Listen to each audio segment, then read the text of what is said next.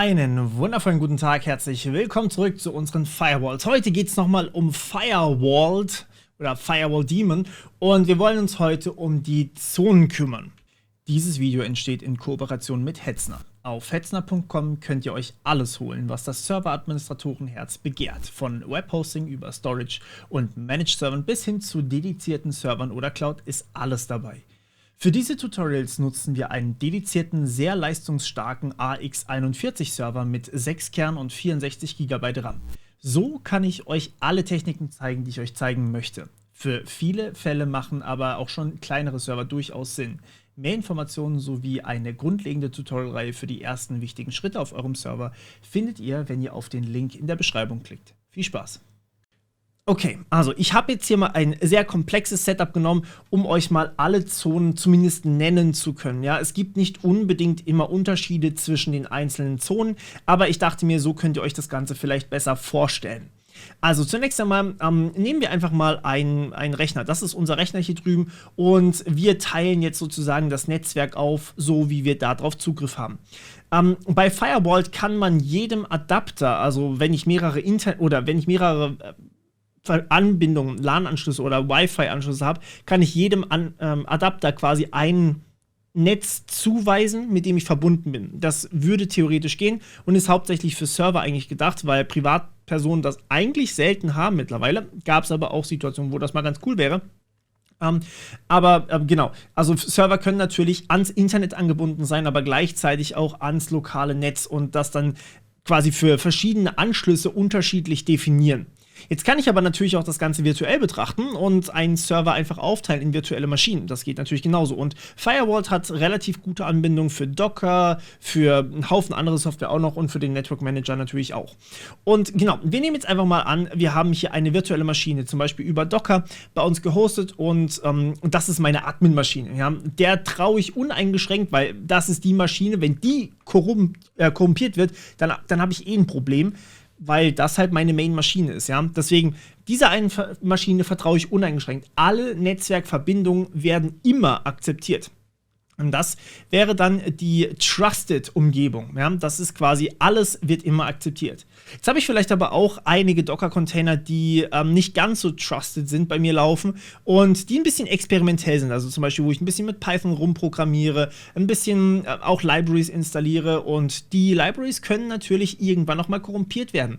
Das heißt, in den meisten Fällen möchte ich eigentlich dem schon vertrauen, aber es kann auch anders kommen. Und dafür gibt es dann zum Beispiel Internal. Internal ist für interne Netze, ja, aber man vertraut den Systemen und den Computern und dem ganzen Kram in diesem Netzwerk schon, dass da nichts dabei ist und dass man eigentlich von diesen Devices nichts Bösartiges erwarten kann. Aber trotzdem, man kann Filter einrichten, ja, man kann es tun. Home ist im Endeffekt genau dasselbe, nur meistens ist es halt für Home-Bereich, also für ein Heimnetzwerk gedacht, das kennt ihr von zu Hause. Man vertraut den Geräten, dass die nichts Bösartiges tun, aber man kann Firewall-Einstellungen natürlich einrichten, wenn man das möchte.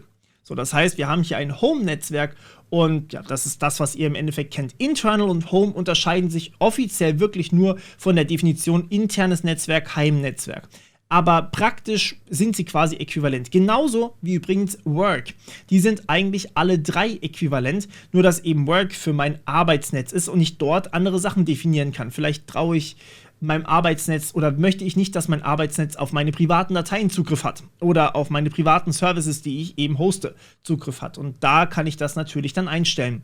Das wäre das Work-Netzwerk. Es geht hier wirklich nur um die Bezeichnung. Wo es nicht mehr um die Bezeichnung geht, das ist die DMZ, die demilitarisierte Zone. Die kann ich natürlich auch einrichten und beschreibt eigentlich Geräte, die sicher sind, aber trotzdem in diesem Fall öffentlich erreichbar sind. Das heißt, wir könnten uns hier zum Beispiel einen Server vorstellen, der eine Website hostet, während wir bei Work einen Server haben, wo ich meine ganzen Dateien ablegen kann von der Arbeit. Und Sachen lesen kann und, keine Ahnung, Sachen konfigurieren kann oder sowas.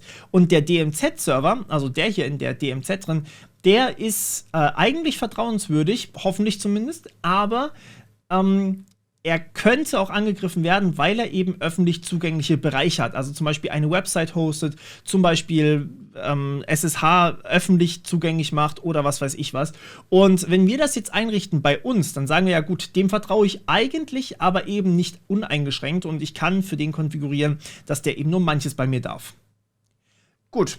Jetzt gibt es aber natürlich auch noch andere Bereiche. Und zwar kann ich einfach sagen, yo, meine IP-Kameras, mein IoT-Zeugs, das ist zum Beispiel in einem separaten Netzwerk. Das ist in dem Netzwerk External. Das heißt, in einem Netzwerk, das nach außen hin, naja, für mich zumindest bitte nicht mehr so nah bei mir sein soll. Ja? War jetzt hier nur ein Beispiel mit dem IoT. Das können natürlich auch Server sein oder andere Computer, andere Netzwerke, was auch immer. Grundsätzlich gilt für External aber, dass man Maskerade anschalten möchte. Das bedeutet, man möchte nicht mehr eindeutig sagen, ey, meine IP-Adresse von Internal, was wir in der DMZ zum Beispiel wissen und erreichbar sind, meine IP-Adresse ist 100.230.40. So, das weiß External nicht mehr. External weiß nur, wenn wir kommunizieren, dass ich da bin, aber es weiß nicht meine echte Adresse zum Beispiel. Und kann zum Beispiel dann auch über Network Address Translation gelöst werden. Hier kann ich natürlich auch verschiedene Blockierungen einfügen, wenn ich das möchte, ist klar. Nächster Schritt wäre dann, das Ganze public zu stellen. Das wäre das allgemeine Internet oder zum Beispiel in einem öffentlichen Netzwerk, wenn ihr zum Beispiel in einem Café sitzt. Ja? Das macht euer Handy zum Beispiel automatisch und schaltet da auf ein öffentliches Netzwerk um, wenn ihr in einem öffentlichen Wi-Fi drin seid. Und dann sagt es, ja gut, okay, du bist in einem öffentlichen Wi-Fi, deine Datei-Sharing-Dienste mach ich mal aus.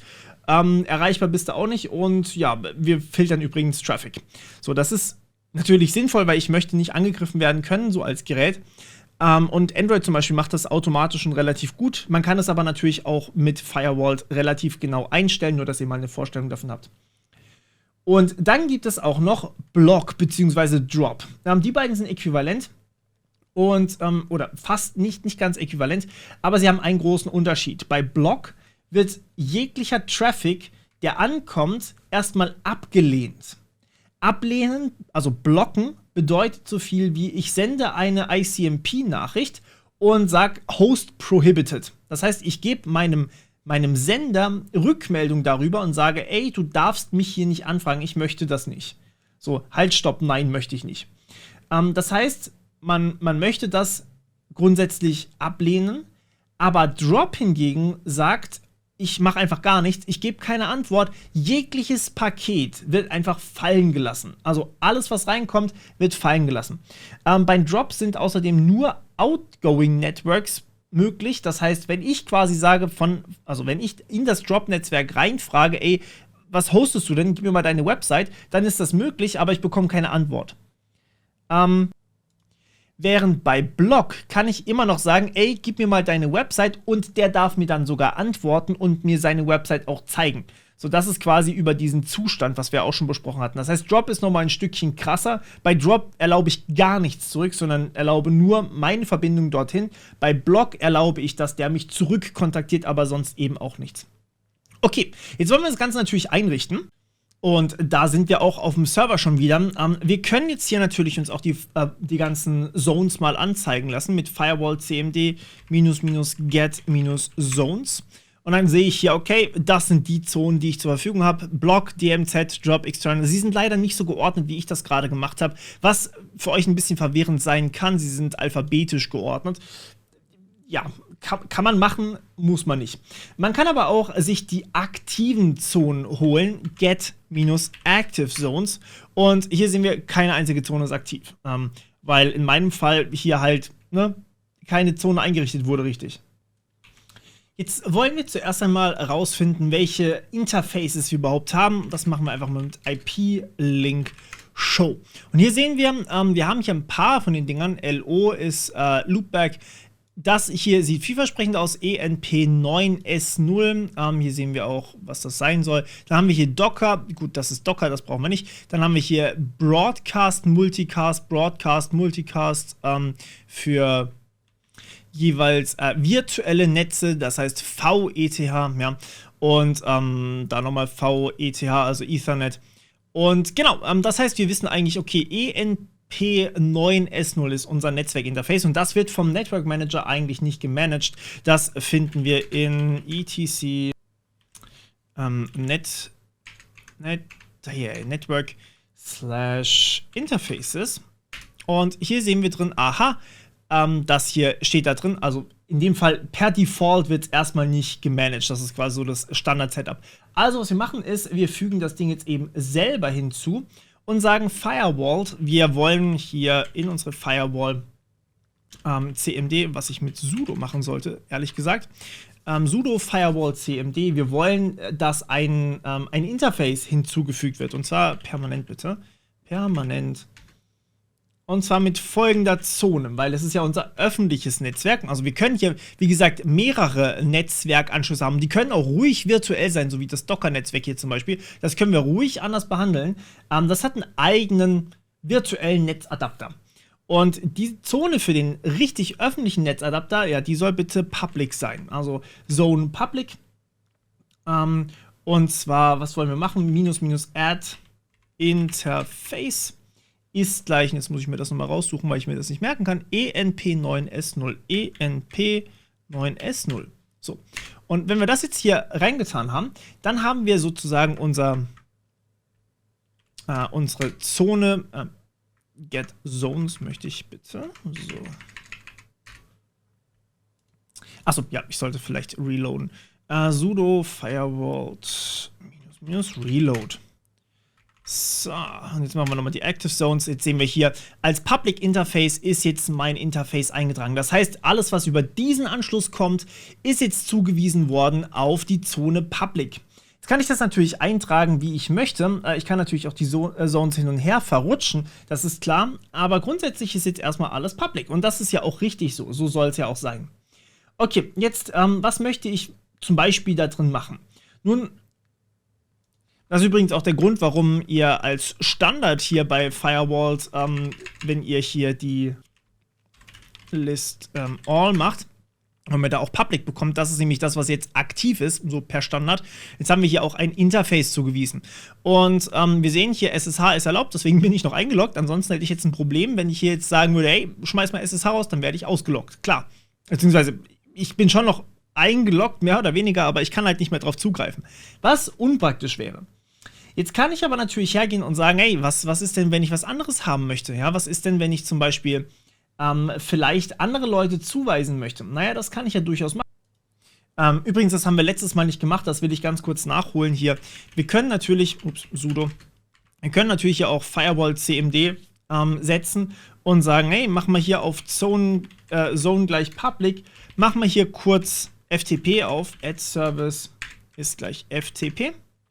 Und machen Timeout hinten dran. Das geht auch, weil eben mir gesagt wurde, ey, du musst eigentlich nicht neu laden. So, klar muss ich nicht neu laden, ich kann auch einen Timeout hinten dran machen. Jetzt ist quasi der für 5 Minuten offen. Achtung, wir haben hier kein Permanent hinten dran gehängt. Natürlich nicht, weil es soll ja nicht permanent sein. So, jetzt habe ich hier aber die Möglichkeit, ein Target anzugeben. Und das ist auf Default gesetzt worden. Default bedeutet, dass für diese Protokolle hier, beziehungsweise für das, was hier angegeben ist, mach gar nichts. Ja? Default bedeutet, lass einfach gut sein und mach überhaupt nichts. Jetzt können wir hier verschiedene Targets angeben und das ist natürlich auch getan worden, um eben hier List All bei einer Zone wie zum Beispiel Drop auch machen zu können. Hier sehen wir das Target Drop.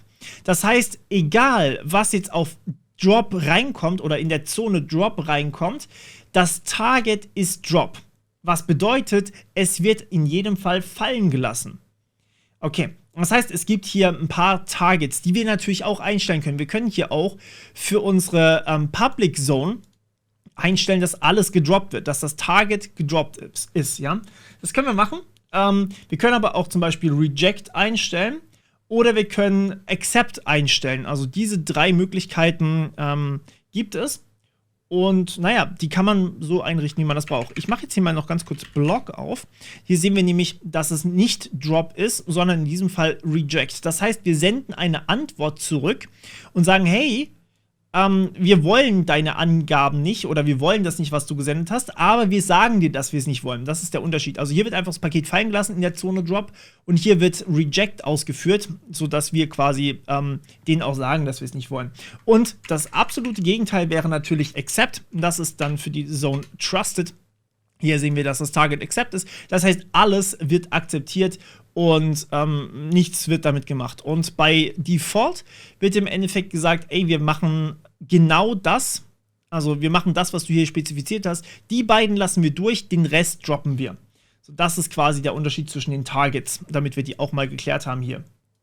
So, jetzt wäre das ja total doof, wenn wir nur zum Beispiel über unsere Anschlüsse das Ganze verwalten. Das ist ein riesen Overhead und wenn ich jetzt jedes Mal einen separaten Anschluss brauche, um hier zu sagen, ey, das gehört zu Trusted und das gehört nicht zu Trusted, dann habe ich schon lange keinen Bock mehr.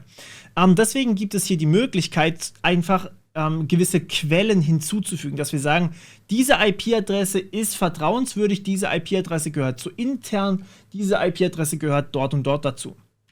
Und das machen wir jetzt mal. Wir sagen hier sudo firewall -command permanent -zone ist gleich, was machen wir? Internal, ja. Okay, das war nicht das, was ich machen wollte. Zone ist gleich, machen wir nochmal kurz. So, permanent -zone ist gleich internal.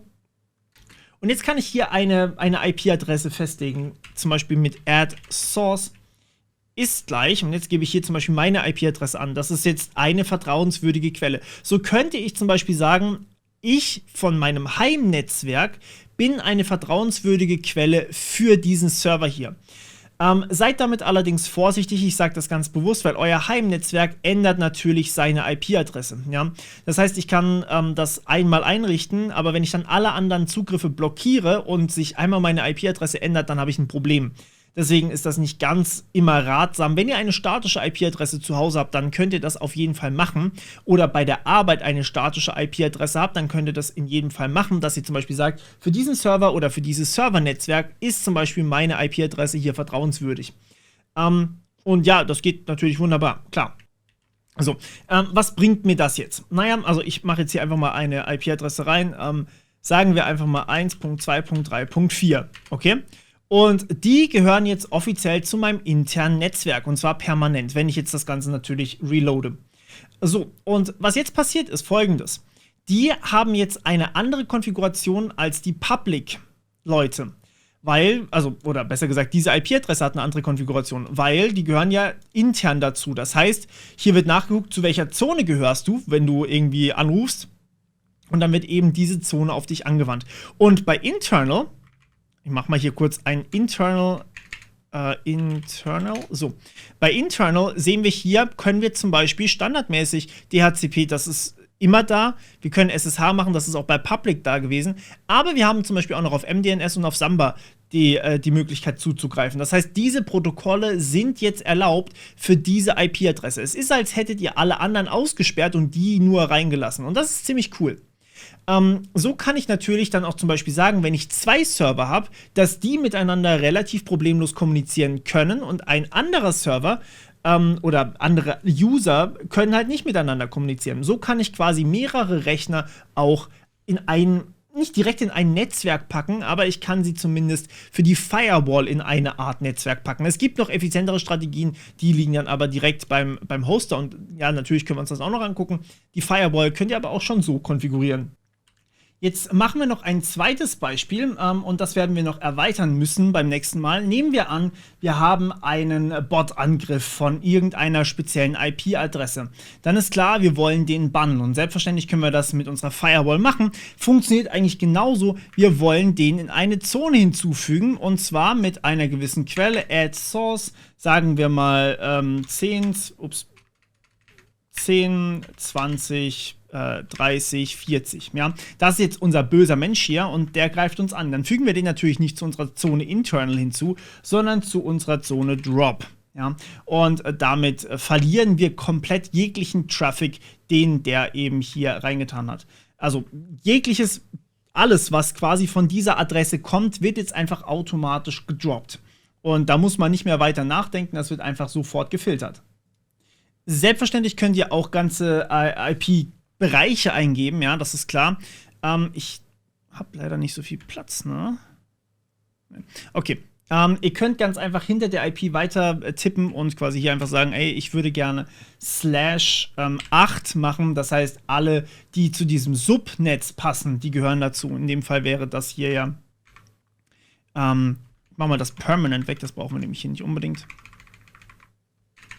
So, also, im Endeffekt wäre das jetzt hier, wir fügen alles, was mit 10, 20, 30 anfängt und dann am Ende irgendwas hat, fügen wir jetzt zu unserer Drop-Zone hinzu und erlauben gar nichts mehr. Das heißt, wir blockieren einfach alle IPs, die diesem Muster folgen. Und natürlich könnt ihr das auch mit größeren Subnetzen machen, also sowas wie 16 oder 24 könnt ihr natürlich auch machen. Seid damit aber vorsichtig, gerade wenn wir mit 10 anfangen hier, weil dann fügt ihr halt wirklich sehr, sehr viele zu einer Drop-Zone hinzu und die können halt nichts mehr machen bei euch. Ne? Also sie kommen auch nicht mehr auf SSH oder sowas drauf. Da wird alles einfach instant abgelehnt. Das heißt, um nochmal auf unser Eingangsbeispiel zurückzukommen, wir könnten jetzt einen Server so konfigurieren, dass er Internetzugang hat, aber halt sehr, sehr strikt alles rausgefiltert wird, was man eben nicht braucht. Auf dem einen Adapter, auf dem anderen Adapter hingegen sagen wir, ey, das ist internes Netz, hier kann man relativ gut zugreifen drauf und ja, da restriktieren wir relativ wenig. Also sagen zum Beispiel, hier sind ziemlich viele Protokolle erlaubt, nämlich alle, die wir brauchen. Natürlich bitte nicht mehr hinzufügen, als wir brauchen in die Erlaubtliste.